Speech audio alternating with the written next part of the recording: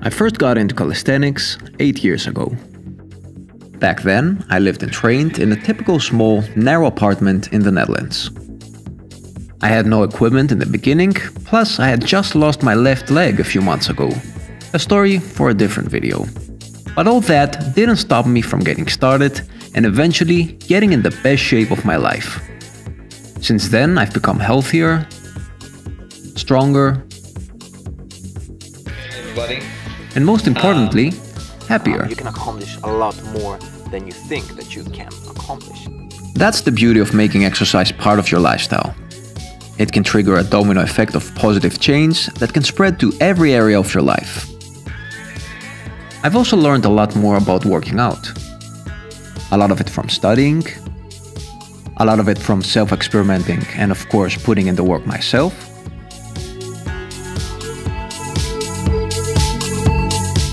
And an important part of it from teaching and training others. If you're new to working out, or if you haven't trained for a while, you don't need a complicated workout routine to get in shape. All you need is number 1, to find a whole body workout plan that focuses on a few good exercises, and number 2, to stick to that plan. And that last part is the most important and also trickier part. Because beginner's enthusiasm might be what gets us started with anything new in life, but turning something into a habit is how we stick to it.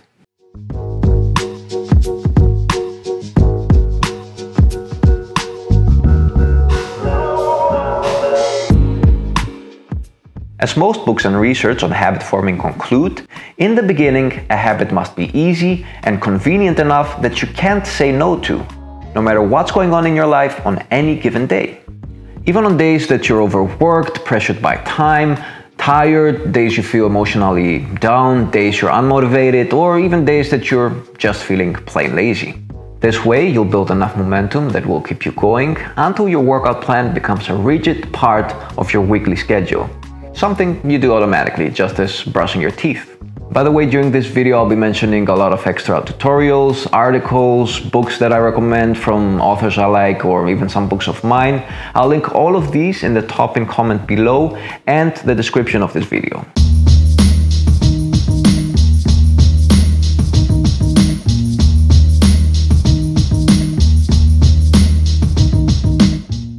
If you're new to this, if you don't have the budget, or if you're not feeling comfortable yet on spending money for equipment, don't worry at all. I'll be offering equipment-free options for every exercise.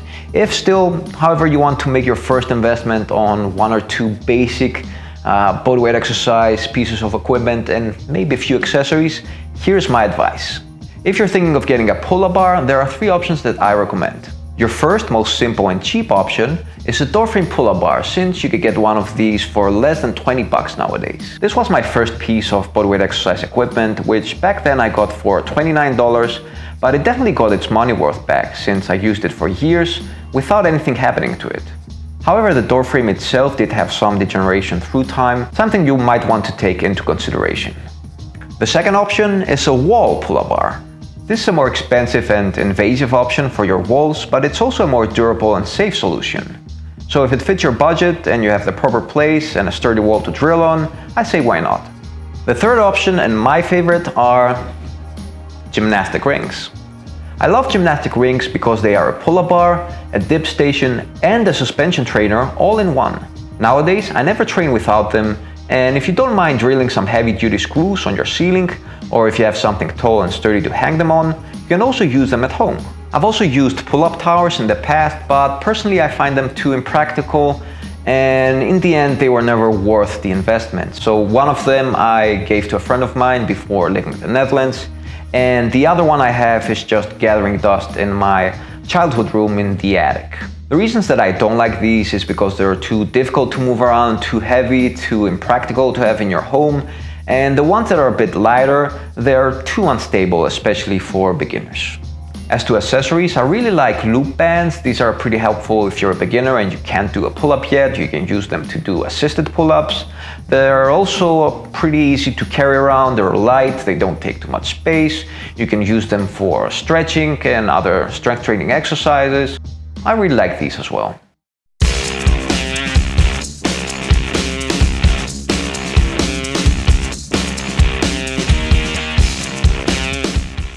One of the most simple, practical, and effective bodyweight training structures to get started is a pull, squat, push, and core routine. This format allows you to train your whole body in less than half an hour, and that's including a proper warm-up plan. Especially when it comes to bodyweight training, whole body routines are a lot more effective than split routines, isolation type of body part routines, and all the rest. They also make your programming as easy and practical as possible. Since the recommended training frequency for this routine are 3 sessions per week, the only thing you want to remember is to space your workouts by at least 1 day of rest. Taking a day off between workouts is important for a beginner because this way you make sure that your neuromuscular system recovers properly for the next workout. This doesn't mean that you can't stay active on your non-strength training days, but it's always important to build one habit at a time. So for your first month, my advice is to focus on establishing your bodyweight exercise training routine. If you feel like doing anything extra on the rest of the days, do it, but as long as it feels as something not mandatory. See it as something that is more of a bonus.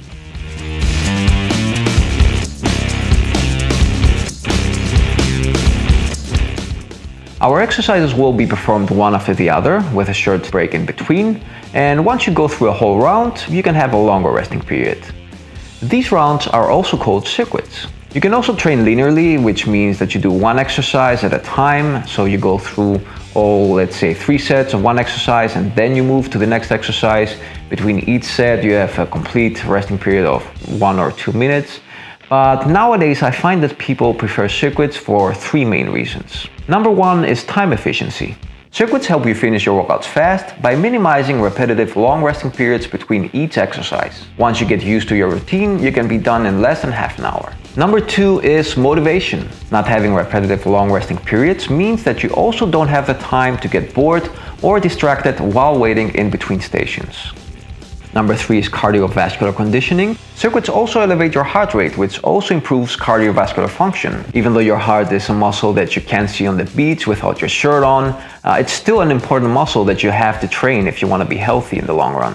Number 4 is increased fat burn. As a beginner, you have the unique ability to burn fat while building muscle, and circuits are a great way to maximize that capacity.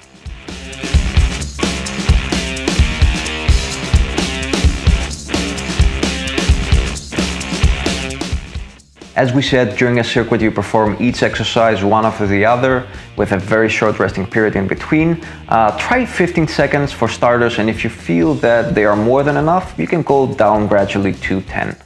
As to resting periods between each circuit, meaning between each round, I'm a big advocate of taking long enough breaks that allow you to enter each round fully charged. For a beginner, that's typically 2 minutes, but if you feel that it's not enough, don't hesitate to go up to 3 if you feel that your body needs it. Next are rounds, or how many sets you'll be doing of each circuit. 3 circuits per workout are enough during your first 2 weeks of training as a beginner. After that, you can increase your circuits up to 4 rounds for the next 3 weeks, and after that you can move on to a more intermediate plan if you feel that you want to kick things up a notch, if you feel that you need something new. Next we have repetitions. Traditionally during a circuit you either perform reps or you performed each exercise for a specified amount of time.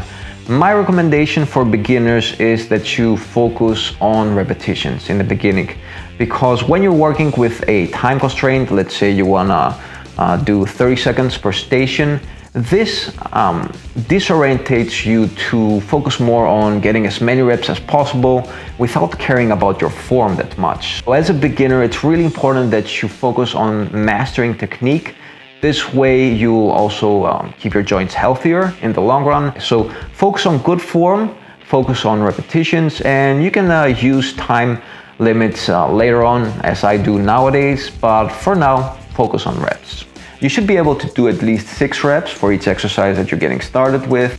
Less than 6 won't produce enough stimulation for your neuromuscular system to improve fast enough when you're a beginner.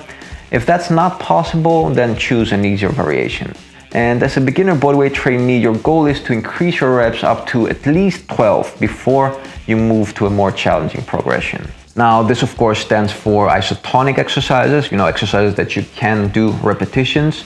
When it comes to isometric exercises, such as wall sits, hollow body holds, planks, stuff like that, focus on getting started with a minimum of 20 seconds and aim at increasing your time under tension up to at least 40 seconds before trying to move to a more difficult progression.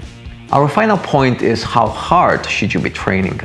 This is not typically addressed most times, and it's especially important for beginner bodyweight trainees. Now, you want to train hard enough during each set that you push yourself enough, but not to the point that you begin to sacrifice technique. So, try to squeeze out those last repetitions, but once you feel that your body is starting to do more jerky moves, starting to use momentum, like when you're starting to swing, when you're trying to do your pull-ups, when you're using bad form, such as routing your shoulders, when you're doing push-ups, that's the point that you should stop. Also, your repetitions shouldn't have a big discrepancy between each circuit. During your first and second circuit, push yourself hard enough, but not until you reach failure.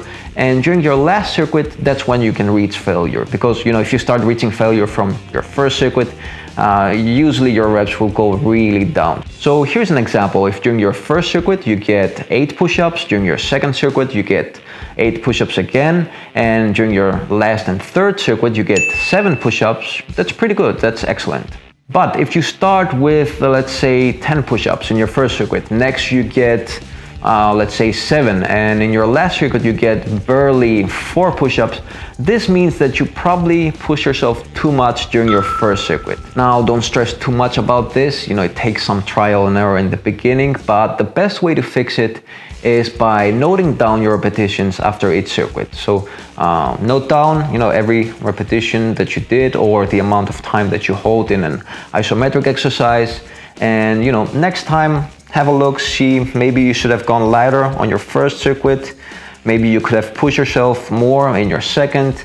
And by reviewing your notes every time, you'll figure it out.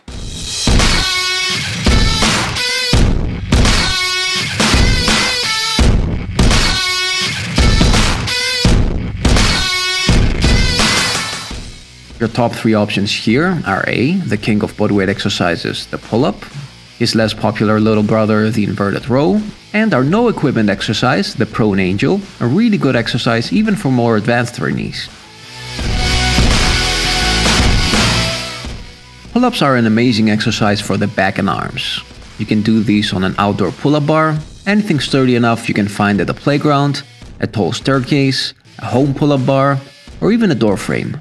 Because each rep requires lifting your whole body weight though, pull-ups will be impossible for most complete beginners. Therefore, if you can't do a single pull-up yet, the best option to get started are assisted band pull-ups.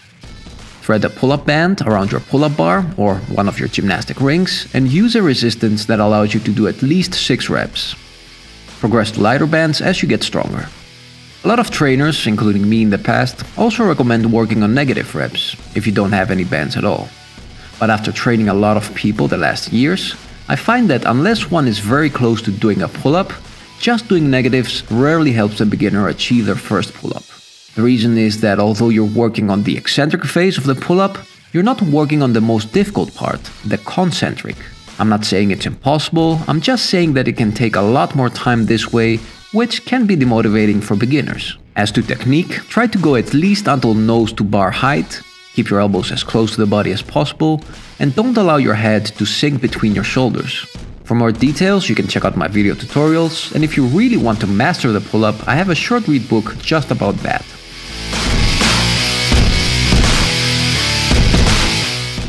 This is a great exercise for the back and arms. Because it targets more that middle part of the back between the scapulas, it's also a good option for people with a more kyphotic posture. To do these, you'll either need a dip station or a set of rings or suspension trainers. Your ankles, hip joint and shoulder joint should be aligned while doing the exercise. A common mistake is a sink in pelvis. If you squeeze your glutes though, that problem will fix itself. Other common mistakes are hunching your back and shoulders and flaring out your elbows. So make sure that you keep your chest out, your shoulders rolled back and your elbows close to your ribs.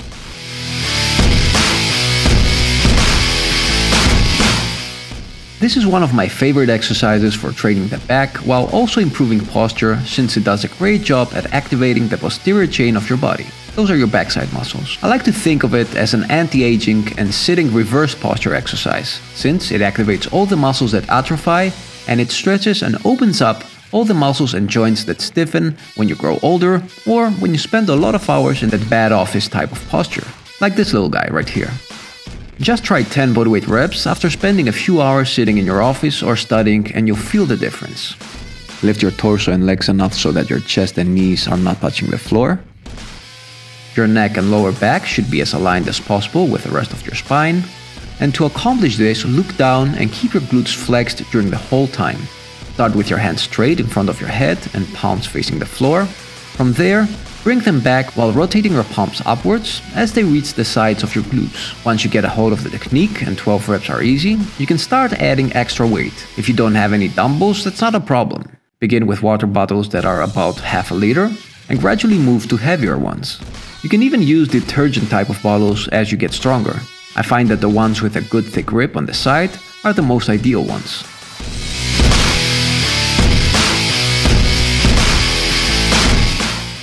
Quite often beginner calisthenic trainees don't take their lower body training that serious. Typically, they try to get away with it just by doing some easy bodyweight squats. But unless you're carrying a lot of extra weight, a simple bodyweight squat won't challenge your lower body to grow stronger.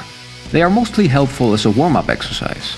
This is where plyometrics, jumping exercises, come in handy. Plyometric type of bodyweight exercises might seem easy, but if you put enough effort in them, they become challenging for both your lower body and your cardiovascular system. One of the best beginner plyometric exercises are plyo burpees. For those with sensitive lower body joints, if you find that plyometrics are too hard on your knees or your ankles, the wall sit is one of the best alternatives and my favorite recommendation for beginners. There are many ways to do a burpee. A common way I see people perform them is by doing a sluggish jump followed by a bad form push-up with flared elbows and a sagging pelvis. Don't do that. Done right, burpees, or plyo burpees as I like to call them, are great for beginners and even for more advanced trainees. Plyo burpees skip the push-up part in order to focus all your neuromuscular resources on what matters most for strengthening your lower body, and that is the vertical jump. You'll be doing proper push-ups next anyway, so save your energy for that. By bringing your legs forward from a straight elbow plank into a squat, you load your lower body with elastic energy, kinda like stretching a slingshot. Next, you want to take advantage of this elastic energy before it dissipates, which it will if you delay the jump too much, and jump as high as you can. Finally, land on your toes to smoothen the landing and repeat. Find something to lean against, either that's a wall, a post, or anything straight and sturdy enough. Bend your knees at a 90-degree angle, let your shoulders and arms hanging relaxed on the side, and try to keep your lower back flat against the surface you're leaning on. Since this is an isometric exercise, meaning there's no movement in any joint, you'll be working with a timer.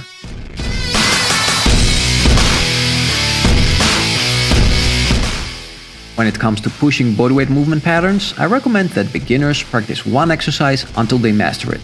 That is no other than the all-time classic push-up, one of the best strength exercises you can do. Doing a push-up with proper technique differs a lot from doing push-ups like most people do. Bouncing up and down, using a limited range of motion, flared elbows, and rounded shoulders. Although you can do more reps this way, you can also do more damage to your shoulder joint in the long run.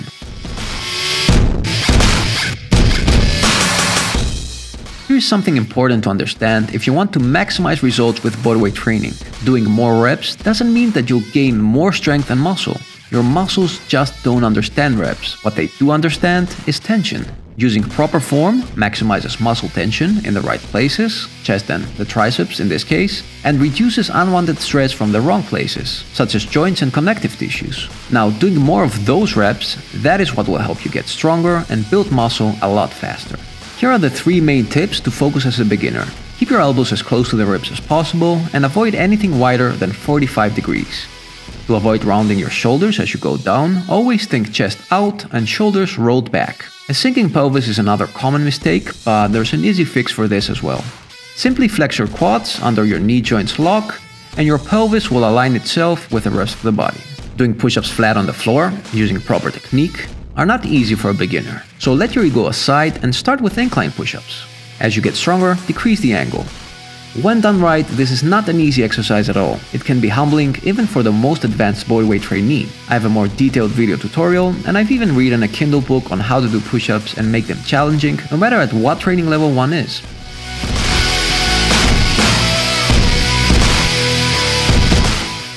The famous plank and the not-so-popular hollow body are the top two abdominal exercises you can get started with.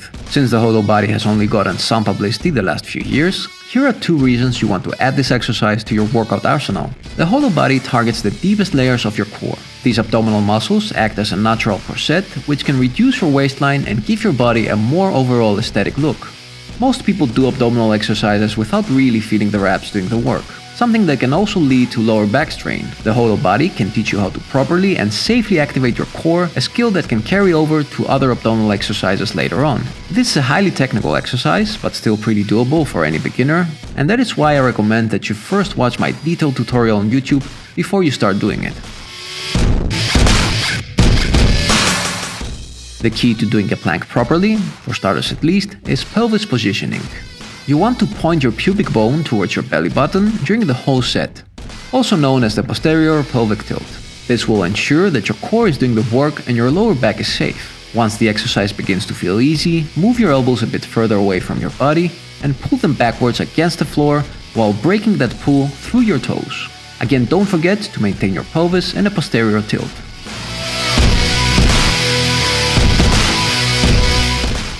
Especially if getting lean is also important to you, you want to stay active also during your non-strength training days. As a beginner, I used to use my resting days to practice handstands and go for big walks, either enjoying the peace of the Dutch woods or listening to audiobooks, especially if I had to walk in more urban areas. 6,000 to 8,000 steps were my usual goal, especially for beginners or someone transitioning from a sedative life to a more active one, as was my case back then.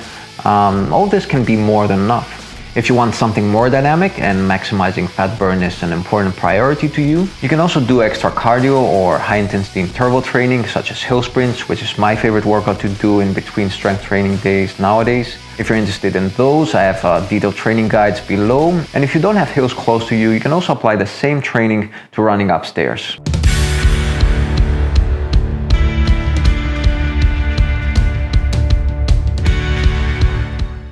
Since today's video had a lot of information, I also made a summary of it in my website. You can go there and find everything in detail, in bullet points. I have different examples of workout plans that you can do depending on what kind of equipment you have.